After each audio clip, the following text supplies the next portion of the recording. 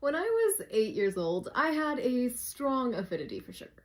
Now, you're probably thinking, oh, she probably just means she ate a lot of sweets, had a lot of candy, and so on and so forth.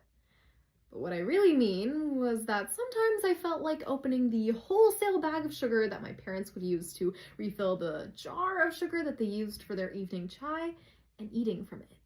Let me be the first to admit that something was definitely wrong with me. But I remember shortly after they discovered this unique habit of mine, they called the doctors to schedule a blood test to see if my insulin levels were normal. Fortunately, nothing was wrong with my labs, but it brought to attention how serious this diabetes thing was in my family. You see, my dad's side of the family has a long line of people with diabetes, and accordingly, my parents were extremely worried that I was next. But at 8 years old, I barely understood what diabetes was beyond the fact that it was linked to sugar. And unfortunately, that reflects the perspectives of millions of people across the world. So much so that nearly 44% of people ages 15 and up with diabetes are undiagnosed and have no idea what's happening to their bodies behind the scenes. So today, I'd like to dive into that and set the stage for what will be a 4-part video series of video essays bringing data and clinical research outputs about diabetes and its nuances to your screens. So let's get into it. Now, many people associate diabetes with the overconsumption of sugar, but is that really all there is to that puzzle? Well, no, but the association is not unfounded. The National Institute of Health summarizes that diabetes comes when blood glucose or blood sugar is too high. Really, more than sugar, the real culprit of this disease is our body's response to sugar or the lack thereof. It's broken down into 2 main types and several subsets. And to understand that, first we have to understand what a typical body response to sugar looks like. To set the scene a little bit, my siblings and I often make large spreads of food for each birthday in the family and Thanksgiving, and my sister loves to make desserts. Now, for the scene, imagine I have a slice of her Biscoff cheesecake, which is amazing, but also pretty sugar dense. Because I'm not diabetic, unless I eat a monstrous amount of the cheesecake, my body quickly handles it. First, enzymes throughout my digestive system begin breaking down the sugar and the carbs in the cheesecake and in each bite into simpler versions of them, like glucose and fructose. This causes my blood sugar to temporarily rise, signaling to the pancreas to release insulin, a signaling hormone that tells the cells in my body to take in the glucose from my blood and use it for energy. My sweet treat is over, and so is this process in my body. However, the story looks a little differently for a person with diabetes. In their case, after just having a slice of cheesecake, their blood sugar rises, but the cells don't take in the available glucose as readily. The key, insulin, is ill-fitting or missing altogether and causes them to struggle with the processing of the already heavy dessert. From this story, it's clear that insulin plays a crucial role in diabetes. So what exactly is that role? Well, from its production by the beta cells in the islets of Langerhans of the pancreas, it binds to insulin receptors found on cells to activate metabolic processes that absorb glucose from the surrounding blood vessels, in the process, lowering someone's blood glucose level. It works in coordination with glucagon, a separate hormone that this time is tasked with raising the blood sugar levels. With this in mind, we can finally look at the different types of diabetes and how one comes to get it. The first is unironically named type 1 diabetes, and it's essentially a progressive autoimmune disease where our T cells and our other fighter cells of the immune system develop what is called autoimmunity against the beta cells that produce insulin. Often, people with type 1 diabetes are diagnosed when their insulin production capacity is about 50% of what it would be without the disease. And it means that diabetics tend to lose all of their insulin production capacities over the duration of the disease due to lingering and progressive autoimmunity.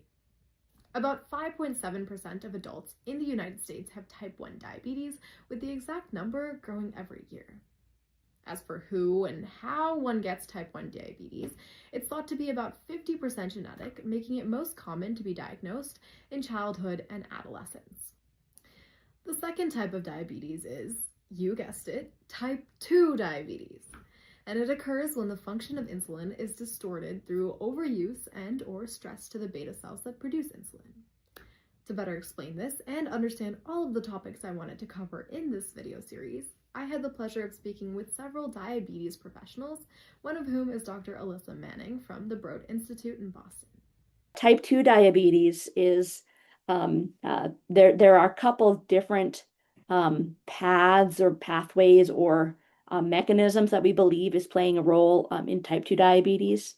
One is that the body needs you to produce more insulin, and I'll explain that in a minute, but the beta cells can't keep up.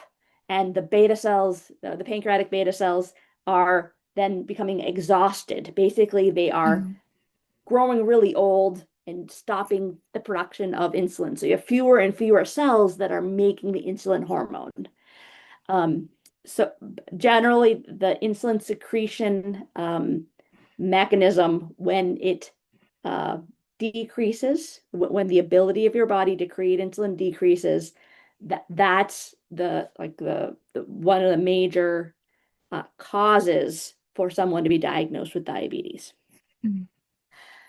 The other factor having to do with insulin is this insulin resistance disease or component to diabetes. And insulin resistance is the inability of your body, the organs in your body, to use the signal of insulin, the insulin hormone, to tell those organs to take blood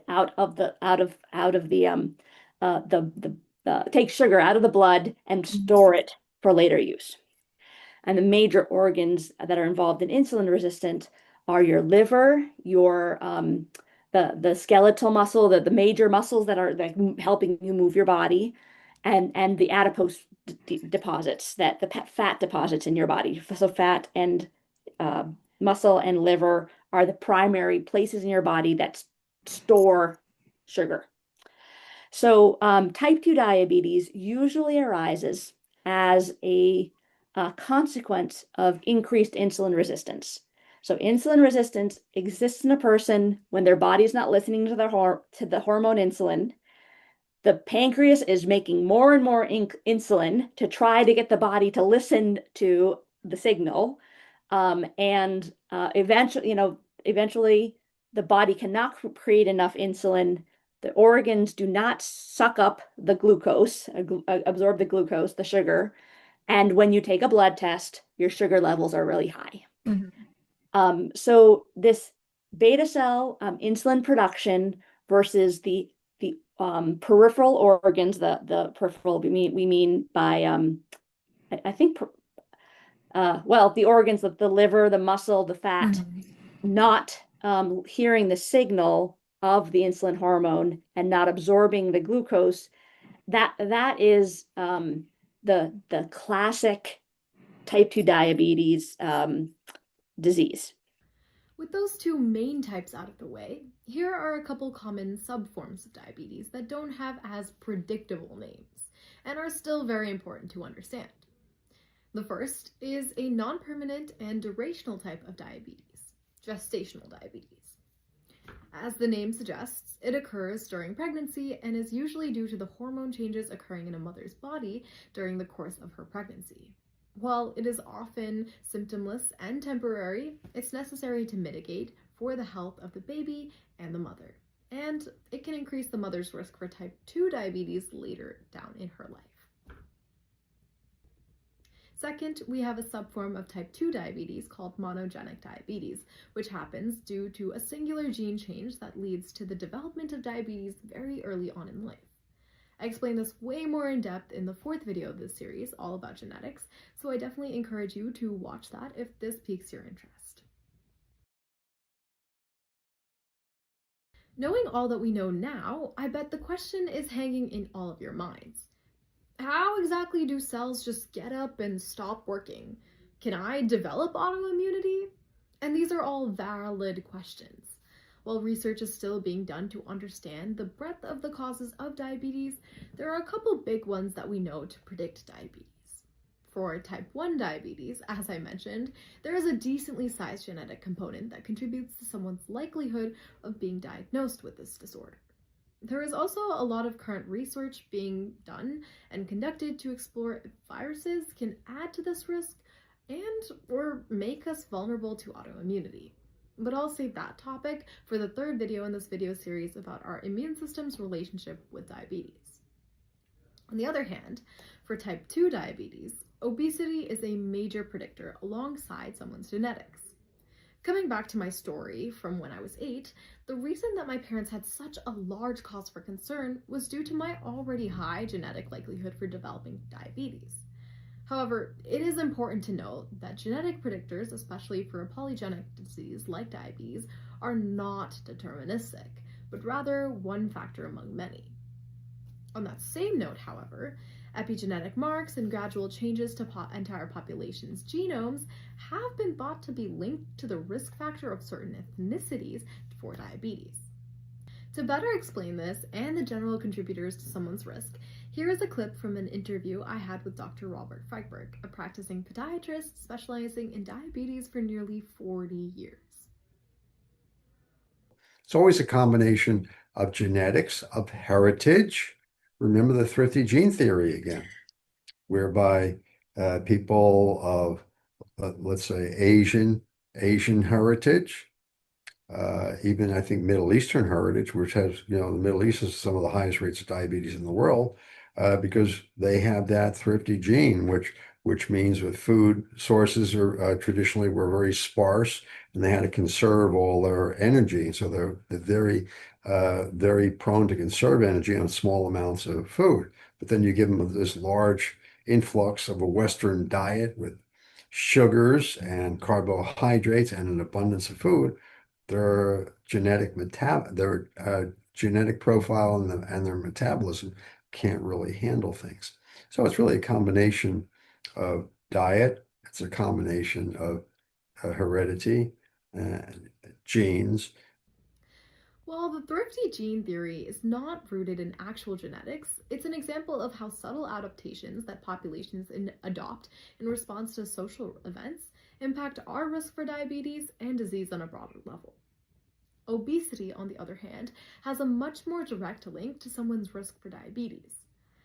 There are many pathways by which obesity causes insulin resistance, but just to pick a couple, it causes stress in cells, inflammation, and lipotoxicity.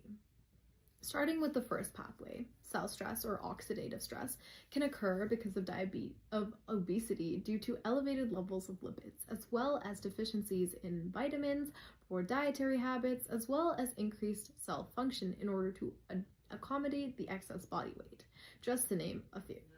Across all of these different mechanisms is the underlying problem that certain pathways get activated and then overproduce bodily chemicals in a toxic manner. As a result, cells can become faulty and stop listening to insulin. And likewise, beta cells in the pancreatic islets can also become stressed and start misproducing insulin. The second pathway is through inflammation. Obesity can cause chronic and low-grade inflammation as adipocytes. Let's just do that one again.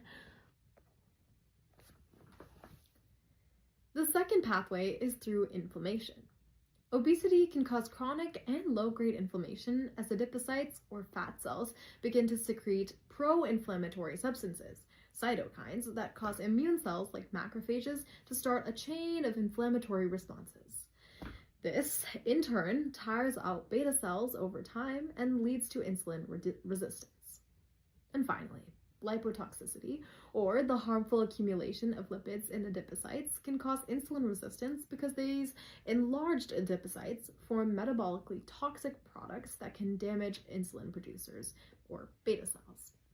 In individuals with obesity, high-fat diets, or the general overstorage of lipids leads to these enlarged adipocytes, often contributing to their risk of developing insulin resistance.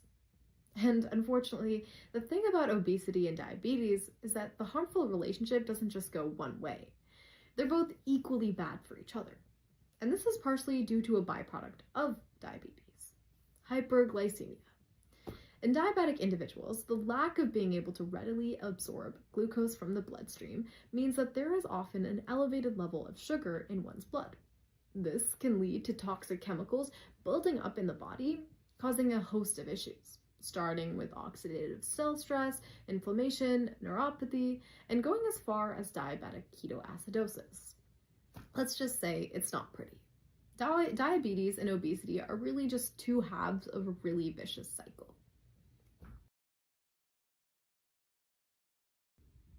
On that note, it is also crucial to understand how exactly diabetes can affect the person.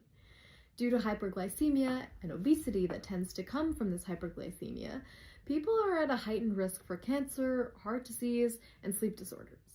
I hope to use this video series as the beginning of a movement for us as a community to better understand and be aware of these various complications. So definitely check out the following videos if this interests you. But at the end of the day, even with diabetes, it's not the end of the world. And there's certainly something each and every one of us can do to reduce our risk and prevent the exacerbation of diabetes. Currently, over 98 million people worldwide have something called prediabetes, which is when someone's blood glucose level are higher than average but not high enough to diagnose type 2 diabetes. Elevated blood glucose levels indicate that the body's pancreatic insulin-producing cells are stressed and the body is not responding as it should be to insulin, putting people with prediabetes at risk for developing the full form of the disease. And so for them, it's imperative that they reverse it, or at the very least, try to contain the insulin resistance that they are developing. While there aren't strong symptoms that individuals can detect, vulnerable populations can keep up with their circumstances with frequent tests of their A1C, fasting blood glucose or blood sugar, and glucose tolerance levels. Specifically, those with rapid weight and dietary changes, pre-existing heart conditions, or any sporadic health changes really are most exposed to developing diabetes and should periodically check in with their doctors to prevent prediabetes from evolving any further. According to Dr. Frykberg, so it's a combination of diet, it's a combination of exercise that's necessary, because if you're obese, you tend to have more insulin resistance. And if you lose weight, then that insulin resistance can improve. And then the medicines are really used to help improve the insulin resistance, and by reducing the glucose surges, if you will, after meals. So there's many, and that's why there's so many different types of anti-diabetes, anti-glucose agents on the market now, functioning in different patterns. You've all seen these GLP-1 agonists for weight loss, the Wegovy and the Mounjaro, exenatides, and they work on a different way than traditional anti-diabetes agents would work. as he mentions, drugs aren't the only solution. Exercise and diet-based treatments have been shown to help slow down diabetes, especially diabetes that comes from obesity or lifestyle. And it even has been shown to reverse beta cell dysfunction. Now, I know that this is a lot to understand and a lot to take in. With diabetes, there are a lot of factors in and out of our control and a lot to keep in mind. On the bright side, it's not nearly an unexplored field when it comes to research, and a lot comes back to how well we keep our lifestyles in check. As always, all of the references that I've used, additional reading material, and a copy or transcript of this video will be listed on the according and corresponding blog on my website, which I will be linking below. I hope you learned something new, because I surely did. And as always, and of course, I'd like to thank Dr. Manning and Dr. Frykberg for humoring all of my questions and sharing their wealth of knowledge. So, thank you for learning alongside with me, and I'll see you next time.